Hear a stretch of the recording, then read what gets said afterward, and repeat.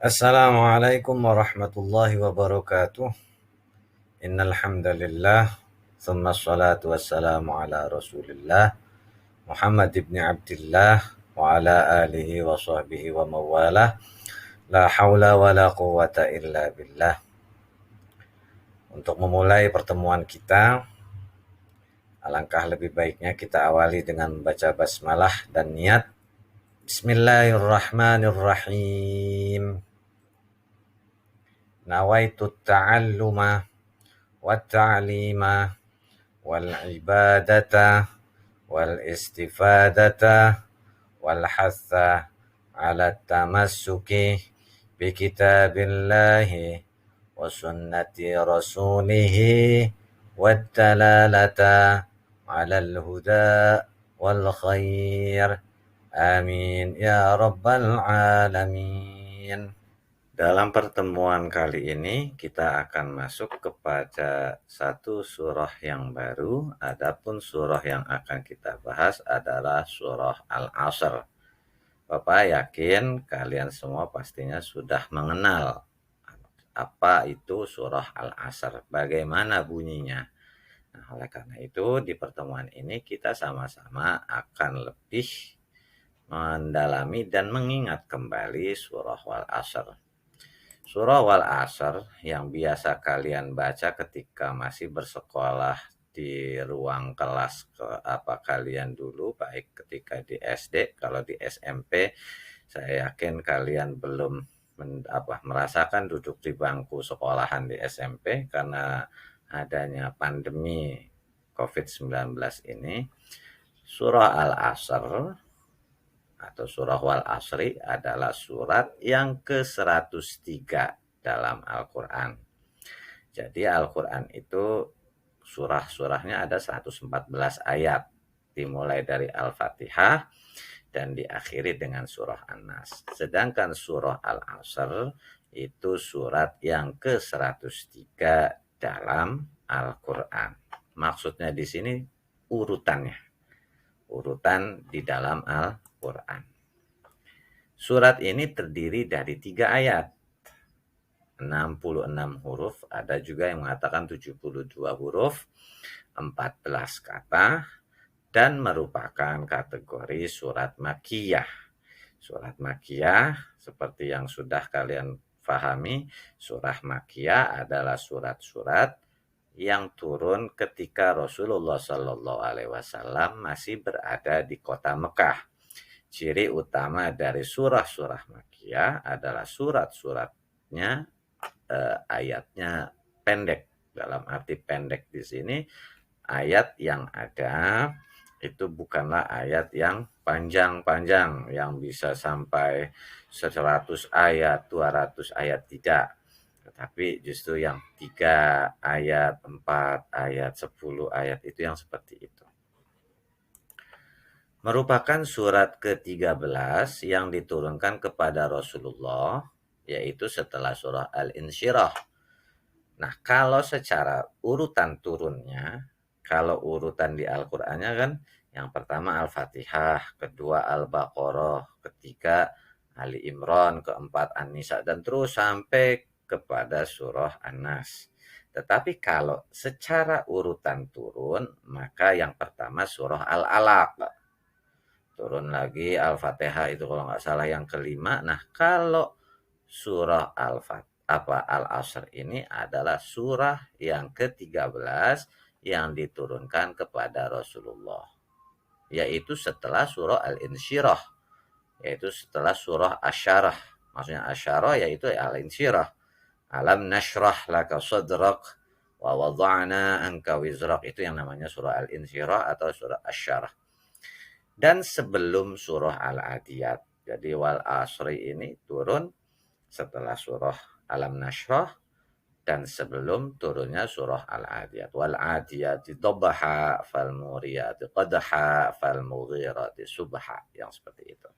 Surah Al-Asr antara lain adalah Wal Asri. Seperti yang tadi disampaikan ya, surah Wal Asr. Ayo, kalau misalnya Bapak Ibu guru kalian ketika di SD, ayo kita sama-sama membaca Wal Asri. Karena Al-Asr atau Wal Asri Itu adalah nama lain dari Al-Asr. Surah ini dinamakan dengan Al-Asr. Diambil dari kata tersebut, ya. Kata apa? Al-Asr, yang ada di awal surat.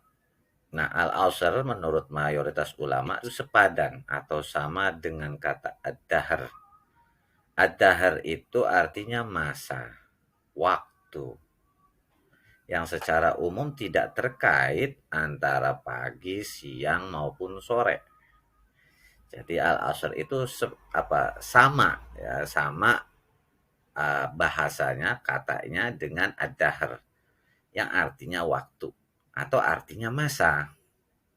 Nah, kalau waktu dan masa itu tidak akan ada kepengaruhnya dengan kata pagi, siang, maupun sore atau malam. Karena semuanya itu global ada di kata waktu. Sama seperti waktu kita kecil, itu pun waktu. Waktu kita beranjak dewasa, waktu kita tua nanti, waktu kita berpulang nanti, waktu kita datang, itu tidak ada ikatannya dengan pagi, siang, sore, atau malam. Tetapi lebih global, ya, lebih global. Nah, wakata wal asr itu global, hampir sama dengan ad-dahr yang artinya waktu atau masa. Al-Asr mendapatkan kemuliaan menjadi objek sumpah. Maksudnya di sini di ayat pertama itu berbunyi wal asr. Kata wal asr itu wawunya disebut dengan wawu kosam atau wawu sumpah. Sehingga kata al-asr, masa, ini menjadi objek sumpah yang diucapkan oleh Allah, yang difirmankan oleh Allah, berarti masa atau waktu memiliki kemuliaan. Dalam arti kemuliaan karena di dalamnya banyak peristiwa-peristiwa yang terjadi. Bahagia, susah, sehat, sakit, mulia, hina, kaya, miskin. Dan kata ini terbagi pada 6 kategori. Bisa tahun, bisa bulan, bisa hari, bisa jam, bisa menit, dan bisa juga detik. Karena semuanya terikat dalam satu yang namanya kata waktu. Syekh Muhammad Abduh berpendapat bahwasanya salah satu alasan atau sebab turunnya surah Al-Asr adalah bahwasanya masyarakat Arab apabila hari sudah sore, mereka itu duduk bercakap-cakap, ngobrol-ngobrol, ya, membicarakan soal-soal kehidupan atau membicarakan cerita-cerita yang berkenaan dengan urusan hidup keseharian. Ada pula yang ceritanya isinya dengan megah-megahan. Ada juga yang ceritanya isinya tentang latar belakang asal-usul nenek moyang. Ada juga yang bercerita tentang kedudukan serta kepemilikan harta dan kekayaan. Karena banyaknya cerita-cerita yang mereka sampaikan, karena banyaknya kata-kata yang mereka ucapkan, makin banyak manusia mengucapkan kata-kata yang keluar dari mulutnya, itu maka akan makin banyak kekeliruan-kekeliruan yang terjadi. Ketika manusia sudah mulai ngobrol, itu kadang-kadang satu sama lain, apalagi kalau membicarakan tentang harta, membicarakan tentang kepangkatan, kedudukan, masalah asal-usul, itu kadang-kadang orang tidak mau dirinya lebih rendah daripada yang lainnya. Sehingga yang terjadi satu sama lain menganggap dirinya lebih istimewa, menganggap dirinya lebih hebat, menganggap dirinya lebih kuat, menganggap dirinya lebih superior. Walhasil yang terjadi adalah perselisihan. Ketika kata-kata kasar sudah mulai keluar, ada yang tersinggung, ada yang marah, di mana saat yang sore itu juga orang-orang sudah mulai lelah, ditambah lagi ada kebiasaan masyarakat Arab ketika pulang kerja itu meminum minuman khamar atau meminum yang memabukkan, terjadilah perkelahian, terjadilah rasa saling bermusuhan. Nah, ketika mereka melihat kenyataan yang seperti itu, masyarakat Arab akhirnya merasa waktu asar, waktu sore, karena asar tadi dijelaskan bahwasanya itu artinya masa. Nah, kalau asar di sini ada juga yang mengartikan waktu asar, waktu sore. Makanya ada sholat asar, yaitu sholat yang dilaksanakannya sholat sore hari. Ada juga nanti yang mengatakan asar, karena waktu asar itu memang sangat pendek, sehingga masa atau waktu itu memang berjalan sangat cepat dan sangat pendek. Hidup manusia sangat cepat, waktu manusia gampang habis, dan sekali lagi, waktu itu tidak terkait dengan pagi, siang, sore. Nah, karena kebiasaan masyarakat Arab yang sore ini ngobrol, ngagul-ngagul ya, kalau dalam bahasa Jakar Betawinya ngagul-ngagul satu sama lain, saling tersinggung, akhirnya yang terjadi pertikaian, yang terjadi perselisihan, yang terjadi perkelahian. Nah, itu terjadi waktu asar, sehingga mereka beranggapan bahwasanya waktu asar, waktu sore itu adalah waktu naas, waktu yang jelek, waktu yang celaka.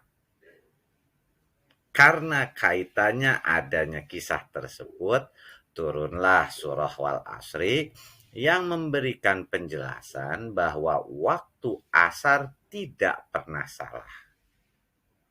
Waktu apapun, pagi, siang, sore, malam, itu tidak ada waktu yang naas. Tidak ada hari yang naas. Tidak ada hari yang mendatangkan masalah. Yang datengin masalah manusianya itu sendiri. Disinilah dijelaskan di surah Wal Asri ini. Kesalahan sebenarnya ada pada diri manusia yang menggunakan waktunya bukan dengan atau bukan untuk hal-hal yang terpuji, tetapi justru menggunakannya untuk hal-hal yang tidak bermanfaat, bahkan mendatangkan perkelahian. أعوذ بالله من الشيطان الرجيم بسم الله الرحمن الرحيم والعصر إن الإنسان لفي خسر إلا الذين آمنوا وعملوا الصالحات وتواصوا بالحق وتواصوا بالصبر صدق الله العظيم. Demikianlah tadi pertemuan kita di hari ini. Seperti biasa Bapak ingatkan untuk mencatat, bukan hanya mendengarkan apa yang disampaikan, tapi juga catatlah sehingga kalian dapat mengulangi materi ini kapan saja. Dan seperti biasa setelah ini kalian kerjakan evaluasi sekaligus untuk absensi harian. Adapun untuk password yang digunakan adalah kata zaman. Untuk mengakhirinya, kita akhiri dengan kafaratul majlis. Subhanakallahumma wa bihamdika asyhadu an la ilaha illa anta astaghfiruka wa atubu ilaik. Walhamdulillahi rabbil alamin. Wassalamualaikum warahmatullahi wabarakatuh.